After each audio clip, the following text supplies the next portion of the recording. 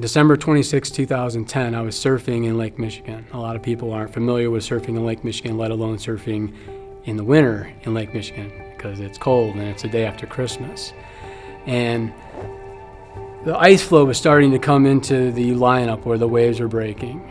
And I started getting a little nervous. And I was thinking, it's probably time to get out. And I'm gonna catch one more wave and I'll be done. And I look over my shoulder and it's like right there. It's a big wave, it's peaking up, and I commit late. And what happened is this wave is pushing over, and as I'm committing late, it catapults me and I land flat on my back in the water.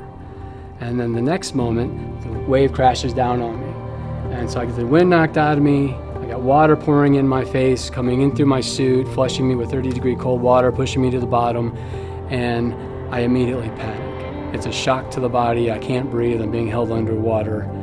And I noticed that my surfboard leash is not tugging on my ankle, and realizing that my surfboard, my security blanket in the water, my flotation device, I'm without it. And I make myself up to the surface, and I'm about to try and take a breath, and another wave closes out on me and pushes me to the bottom. And complete panic. All my years of swimming in Lake Michigan at that point of my life of 40 years is out the window. It's complete panic. I get to the surface. I try waving to my two buddies I'm surfing with. They're about 200 yards out. I put my hand up and try to yell, but I'm choking on water. And when I put my hand up, it increases my body weight out of water and pushes me back under. And I'm going underwater, and I'm holding my last breath, and I'm thinking, this is it for me. There's gonna be a knock at the door. My parents and my children and my wife are gonna be finding out that, I died surfing in Lake Michigan. And also in the same moment, I had this memory recall of an article called Drowning Doesn't Look Like Drowning by Mario Vittone. And in the article, they describe what the signs of drowning is. It's facing shore, mouth at water level, head tilted back, hyperventilating, doing this climbing ladder motion water. And I realize I'm doing all these signs of drowning. The more that I'm struggling to stay above water, the more I'm sinking and dying and drowning. And I got to the surface of the water, I put my arms out and my feet up, and I floated. I realized I can survive this drowning accident with this wetsuit. I can float, I can stay at the surface. But the next problem is these waves are pushing me into the rock wall, where my surfboard is being thrown against it. The rock wall is about 15 feet high, it's all iced over, and I'm thinking I might not survive that. And I'm realizing, okay, so I got to backstroke, I got to get away from this wall. And as I'm backstroking away from the wall, the waves are pushing me back into the wall. And then when I get close to the wall, there's a current that's pulling me further out. It took me 40 minutes to get out. And when I crawled out, I was like, I'm gonna do a community project to promote the signs of drowning. If you were to ask anyone nationwide, what do you do if you ever catch on fire? They're gonna tell you stop, drop, and roll. Who do you call if you ever have an emergency? 911. Okay, what do you do if you get caught struggling in water over your head?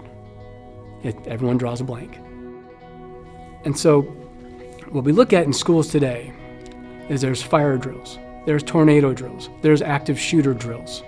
In Illinois, they have earthquake drills. What we know with the numbers from the CDC and the World Health Organization is that more school-aged children are going to die drowning each year than in fires, tornadoes, active shooters, earthquakes, lightning combined.